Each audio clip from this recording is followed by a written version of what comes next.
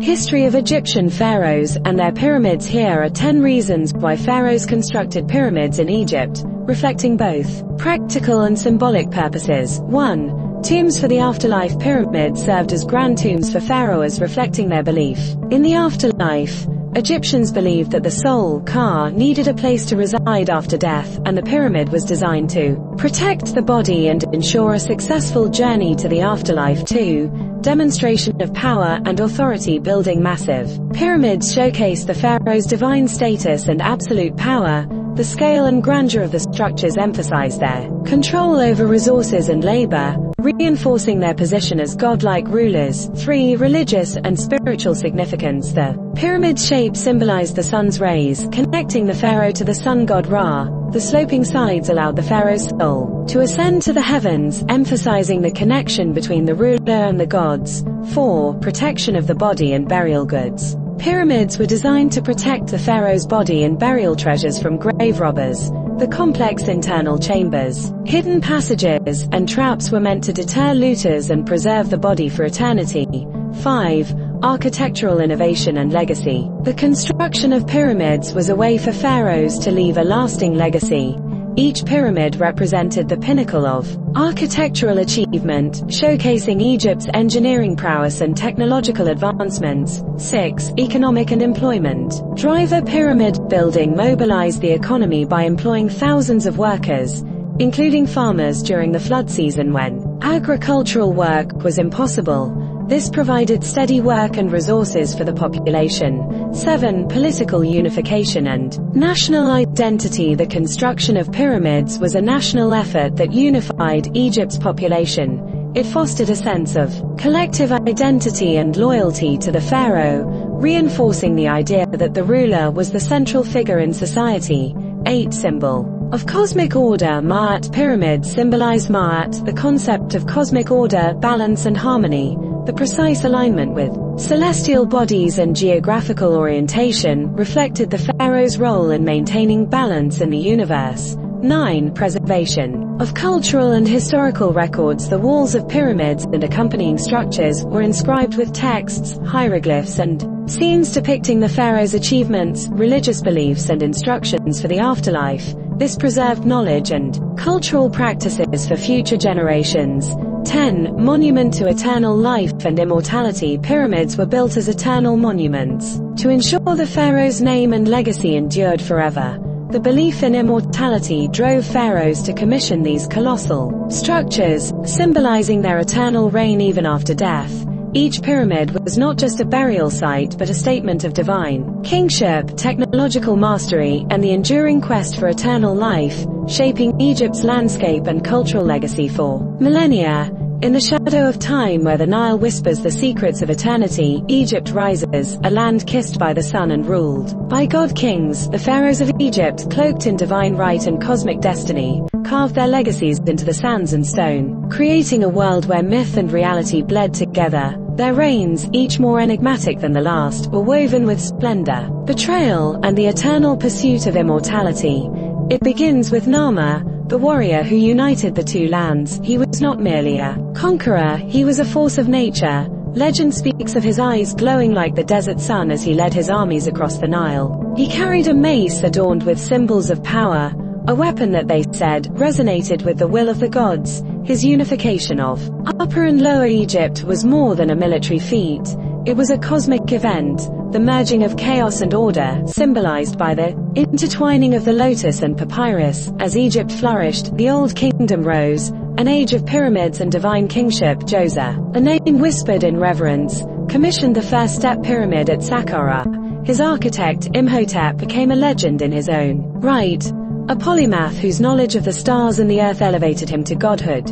Imhotep's hands shaped limestone into eternity, crafting a monument that defied the gods themselves. But it was under Khufu the Great that Egypt truly reached for the heavens. The Great Pyramid of Giza, a structure so colossal that even the stars seemed to bow to it, was his legacy. Stories tell of Khufu as a tyrant, but others paint him as a visionary, driven by a singular obsession to ascend to the heavens. The pyramid, with its labyrinthine passages and secret chambers, was a riddle left for the ages. Some whispered of hidden treasures guarded by curses, while others believed it was a portal to the afterlife. Yet, as with all things, the old kingdom crumbled. Famine, political strife, and the wrath of the gods plunged Egypt into chaos. Out of this darkness the Middle Kingdom emerged, a phoenix, rising from the ashes. The pharaohs of this era, like Senusret III, were not mere kings but warrior gods. Senusret's campaigns against Nubia were legendary, his victories immortalized in stone. He was a man of contradictions, merciless in battle but a patron of the arts, commissioning grand temples and statues that captured his imposing visage. Then came the Hyksos, foreign rulers who seized the throne, bringing chariots and new weapons. They were the storm before the calm, the chaos that heralded the new kingdom, Egypt's golden age.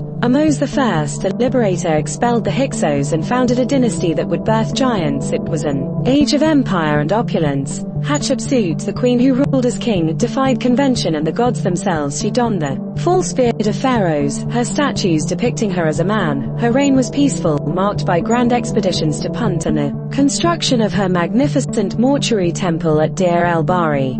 Hatshepsut was not merely a ruler, but a master of propaganda. Her divine birth inscribed in stone legitimizing her reign. Then there was Thutmose III, her stepson, a warrior pharaoh whose campaigns stretched Egypt's borders to their zenith. He was the Napoleon of the Nile, his victories chronicled in the annals of Karnak. His reign was a symphony of conquest, diplomacy and religious fervor. But no story of Egypt is complete without Akhenaten, the heretic king. He shattered the old order, banishing the pantheon in favor of the Aten, the sun disk. Akhenaten's reign was a cosmic upheaval, a rebellion against the very gods. He moved the capital to Amarna, a city bathed in sunlight and mystery. His queen Nefertiti was as enigmatic as the king himself, her beauty immortalized in a bust that has captivated the world. Their son Tutankhamun would become the most famous pharaoh not for his deeds but for his tomb, a treasure trove. Discovered by Howard Carter in 1922, Tutankhamun's death at a young age remains a mystery, with theories ranging from murder to genetic illness. His burial was rushed, his tomb modest compared to the grandeur of his predecessors, yet its discovery ignited a global fascination with Egypt. And then there was Ramses II, the great builder. His reign was a tapestry of war, love and monumental construction. The Battle of Kadesh, where he faced the Hittites, was a Pyrrhic victory, but Ramses' propaganda machine transformed it into a triumph. His temples at Abu Simbel, carved into a mountainside, stand as a testament to his might and vanity. He was the pharaoh of the Exodus according to some theories, the king whose heart hardened against Moses. As time marched on, Egypt's power waned. The late period saw invasions by Assyrians, Persians and finally, Alexander the Great. The Ptolemies, descendants of one of Alexander's generals, ruled Egypt, blending Greek and Egyptian cultures. It was under Cleopatra VII, last pharaoh, that Egypt's story reached its tragic climax. Cleopatra, queen of unparalleled wit and charisma, ensnared Julius Caesar and Mark Antony. Her death by the bite of an asp marked the end of an era. The pharaohs were more than rulers, they were living gods, guardians of Ma'at, the cosmic balance. Their lives were entwined with the gods, their fate sealed in the stars. They built monuments to defy time, but time, relentless and impartial, claimed them all. Yet, the spirit of the pharaohs lingers. In the deserts of Egypt, where the wind whispers through the ruins, you can still hear their voices, echoes of a civilization that dared to touch eternity. Their stories, like the Nile, flow forever. Estimating the wealth of Ramses II in today's terms is challenging, but scholars agree he amassed immense resources through conquest, trade and taxation. If we translate his wealth into modern US dollars, some rough estimates place his fortune at $200 to $300 billion.